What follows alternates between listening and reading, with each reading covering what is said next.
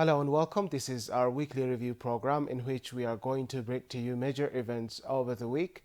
And I'm joined by my colleague Asrat Adisu, and I'm Gamechisa Mendida bringing the program to you. To give you some highlights over the issues that we discuss, we'll bring to you exhibition at Abrahot Library that showcase creativity of children on robotics and application development. And we also will be talking about the first African Defense Ministers Conference that took place over the week. And again, we would like to say to you, welcome to our program and stay with us. Welcome to our program, Asrat. Thanks. Yeah, let's begin with the highlights over the week.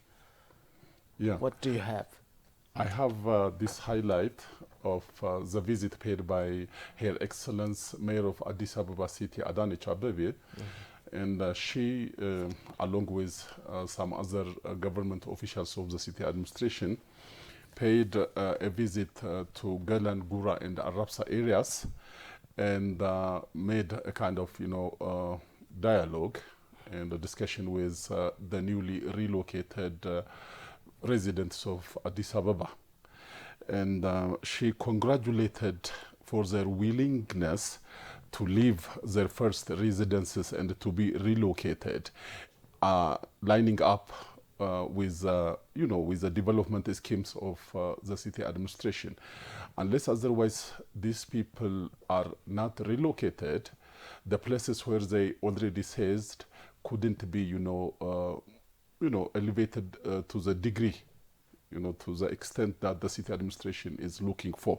The city administration, has changed the faces and the looks of the places here in the city, like Piazza and some other places within the city. So these places, the corridor development, whether the corridor development or other projects, took place because the city residents willingly relocated their residences.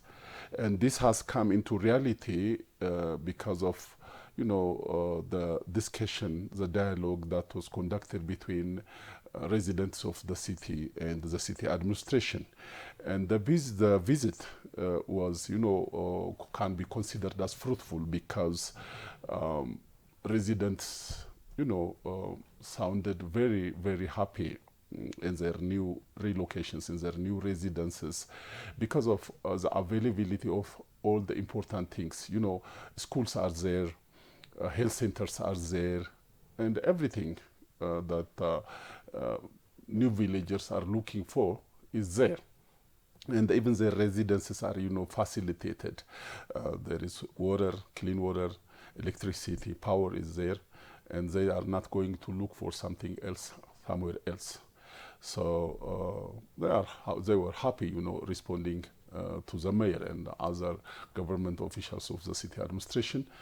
And the city administration, particularly the mayor, appreciated, congratulated them for their willingness to cooperate in line with the plan of the city administration. And that is what I have in this week as a highlight. Good, Asrat. By the way, I would like to add to what you have said, which is always Mayor Adanich, Prime Minister Abiy, and other high-ranking government officials have said that, of course, collaboration with the government, allows fruition of government plans, policies, especially, in the case of development projects like this one, the Corridor Development Project.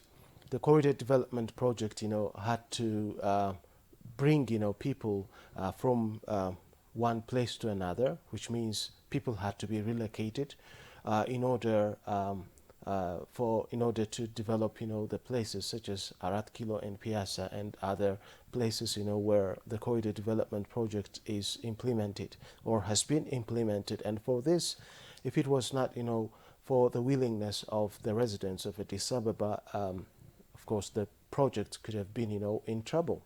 Yeah. But thanks to, the people, they are volunteer to collaborate with the government and do what is expected from them, which is a very good thing, and that of course makes them respectful, Yeah. and they deserve gratitude from the mayor as well. Yeah.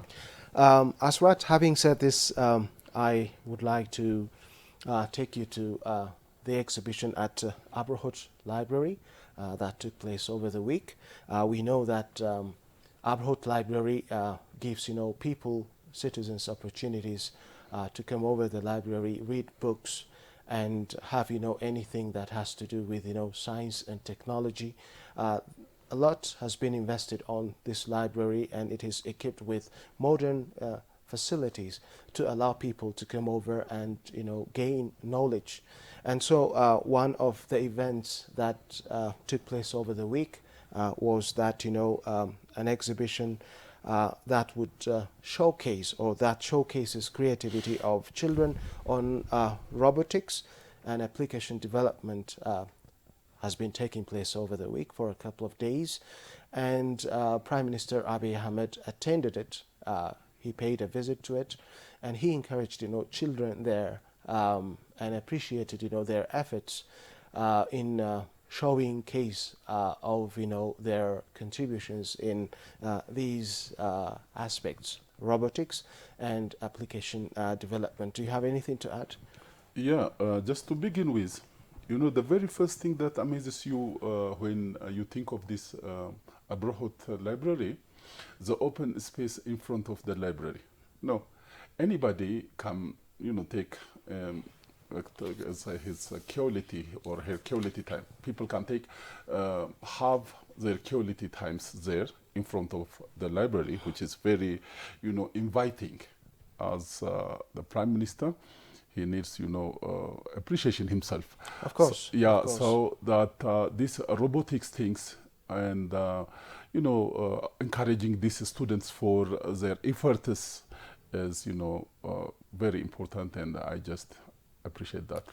Exactly. Earlier, when the Prime Minister gave, addressed Member of Parliament in his speech, he mentioned the importance of technology, especially for current generation and for coming generations as well. We are in a day where technology is, taking over anything that has to do with us, and our life or our daily routines are not taking place, in the way they did before. We are going to see the intervention of science and technology in our daily lives. Digital technology, robotics, AI, these are, unless and otherwise, properly treated by especially the young generation, they will cause us, huge trouble. And since, we, especially, a majority of us are new to it, it is very likely that, we negatively become, affected by the intervention of AI. And AI is, something that has to be part and parcel of our daily lives. And of course, teaching adults AI and anything that has to do with it might be difficult. And the hopes that we have are the young generation, Yeah. or young people. And the Prime Minister emphasized that parents should give, emphasis to children. Yeah. They need to equip them with knowledge and skill to allow them to use technology for daily lives. Otherwise, we'll be taken over by other nations, and that will pose, huge danger to us. And he also mentioned the fact that, Ethiopia is for centuries known to be a poor nation, weak, feeble in many aspects, and this has to stop. And of course, our hopes are, current generation, and we need to invest our resources, to teach them, to develop, their skills, such as the one in robotics, and in application of different kinds of softwares. Yeah. For example, you can mention, anything that has to do with daily lives, okay, that are applicable on a daily basis. So these are really, important matters that we need to give attention to. And he said, there is a promising endeavor that is being observed, and that is, of course, exhibited by these young people. Yeah, you're right. We can't separate ourselves from whatever technologies are out there. Each and every movement of us, even you go to the banks, you should Yes. use the so-called technology. Yes. So, making the future generation come in line with, get acquainted with the technological outcomes, the technological products is much important than making the adults to keep in touch Yes. with the technological outcomes. Yet it's Yes. still important for the adults as well, but being on the side of the new generation and the coming generation is much more important, and the premier does so, because he knows, he understands that is much more important. And technological products and the technological outcomes are these days not separable from our day-to-day routines, from our lifestyle. So whatever we do, whatever we think, whatever the moves that we are taking each and every day is just in line with these technological outputs. That's what Yeah, I have to say. the Prime Minister also mentioned the fact that, what he observed at the exhibition is really wonderful. He said, what the children have produced is, something that is very much, alive elsewhere, that is really appreciable, worth appreciating elsewhere.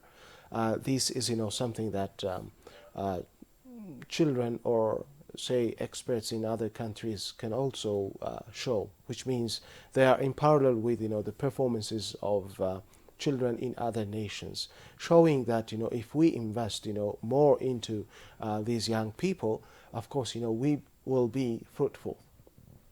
Yeah. Yes, yes. Asrat, shall we go to our next agenda, which is this African Defense Ministers Conference, The hot issue on which the table. is exactly, which Yeah. is the first of its kind. Yeah. The African continent in general. Some 60 years ago, African countries are set to be free from colonization, but unfortunately, of course, we didn't come out of colonization to speak the truth. We encountered problems, challenges, not only because of colonization, but also neo-colonization, the one that happened after that. This, of course, arose from the fact that, our challenges arose from the fact that there came, divisions among African countries, internal conflicts in respective countries. People have to migrate. Leaders from different African countries, have converged, okay? And they say Africa, needs to redefine and reassert its independence. Exactly. Of course, efforts Exactly. need to be put into this.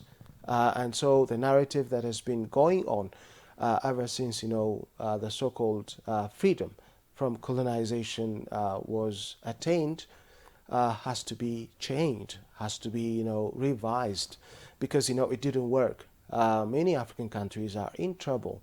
So ministers of defense from different African countries converged in Addis Ababa, okay, at Adwa Victory Memorial, to have, just some kind of ideas. And the point is, of course, what should we do in collaboration, to enhance Africa's position, at global stage? This was what has been said. Do you have anything to add on this, please? Yeah, exactly. I have something. The first point that comes into my mind is, Ethiopia as a nation is always the pioneer in many things. Yes. And this, when we come to this convening of defense ministers, the first one of its kind, as you said, has been conducted here in Addis Ababa, Ethiopia, and we are luckily the first nation just to host defense ministers of Africa. And The lack of integrity, lack of, systematized cooperation and the collaboration between and among African defense forces has exposed Africa internally and externally to many challenges, as everybody knows, as we all, perceive. So, defense ministers shall, exchange experiences in between and among African countries so Yes. that they will remain strong to defend whatever case is, comes out from the inside or from the outside. Africa should, become strong enough to defend itself. And, the colonialism thing has brought so many challenges to Africa, as you mentioned. Uh, you know, these colonial powers came to Africa and deposed whatever they have, new systems, new thinkings, whatever they just said, the so-called civilization, regardless of the ongoing, the original, the indigenous African civilization, just putting aside the African civilization, they brought their own way of civilization and they deposed those ideas and ways of living into the African nations. And that has affected Africa a lot. And even, as a literature student, I remember a book which was written in Ghana and that says, the beautiful ones are not yet born. Yeah. Even after the departure of colonial powers, those who came into power couldn't liberalize and emancipate Africa from its bondage, colonial bondage. So, the stronger you get in defending Africa, the stronger you get emancipated. I mean, the real emancipation comes whenever you are stronger to defend yourself. So the first and the most important issue when it comes to the convening of defense ministers is, exchanging, experiences and technologies between African nations and among African nations so that Africa can defend itself to the extent which may not harm, which may not cause any damage to the African nations. And, there is a concept in the military which is called deterrence. Deterrence is, when someone can't approach you because of your weakness. So when a country gets itself this strong defense forces, others may not, come and easily get into skirmishes or military. Nobody wages, any kind of insurgency. And insurgency comes whenever military power gets weaker. So the main reason, I think, is just standing together. This may lead Africa into one centralized army. May lead. I don't know the idea behind, but for now, exchanging experiences, sharing knowledge in the aspect of military is very important, and the Ethiopian government has done so far is, I think, very, very encouraging, because most of them, I think, you have the information, most of them appreciated the meeting, and even when they visited these military facilities, the military institutions, they just paid a visit to the Ethiopian Air Force headquarters and other military institutions, and they were amazed, they were astonished by whatever they saw. Exactly. By the way, Asrat, Ambassador Redwan Hussein mentioned, one important thing, which is the need for African countries, to have a continental policy that governs, all the issues we explained now, we mentioned now, which is, they need to set, a policy, and that policy, needs to be implemented, and for these nations must be committed. One African country, does, things in the right way, another one, stands against. This has been a competing, phenomenon, or competition has been there all the time, and that was, a very fertile ground, for external forces, to come over and keep, Africa where it has always been, which is, full of this conflict, lack of peace, lack of security, lack of positive stability, lack of positive integration, etc. Yeah. And so this must be stopped. Okay, this must halt at any cost, and for this, African countries, should be committed. This is, one important point, that has been emphasized during this conference. We know Africa is a continent endowed with, natural resources that have not been tapped yet because of, lack of, say, technology, lack of, appropriate or proper policies, etc. So this has to stop. And for this, commitment, fairness from each of the countries, has been called on by Ambassador Redwan. And the other thing which you mentioned now is, of course, these defense ministers, paid a visit to Ethiopian institutions, military institutions, and one of them is, the Ethiopian Air Force. And when they saw, the facilities there, they were really astonished. And they said, Ethiopia can also be, an example for them, for other African countries, especially, in fighting cyber attacks. And this has been, a phenomenon that has been, rampant for quite, too long. And institutions, individuals, nations at different levels have been badly affected. We hear millions and billions of dollars, have been embezzled by hackers, from banks, from institutions, and Ethiopia in this case is doing very well, which can also become exemplary for other African countries. Yeah, in fighting against these financial frauds, so that these military institutions set a model. And as you said, one of them mentioned the Nelson Mandela's military training, which was conducted during the final years of, I think, the Ethiopian Emperor Haile Selassie. Yes. Yeah, so just like he did, we should also grasp lessons. We should, confer, we should harness, we should reap, we should get lessons, one of the visitors said.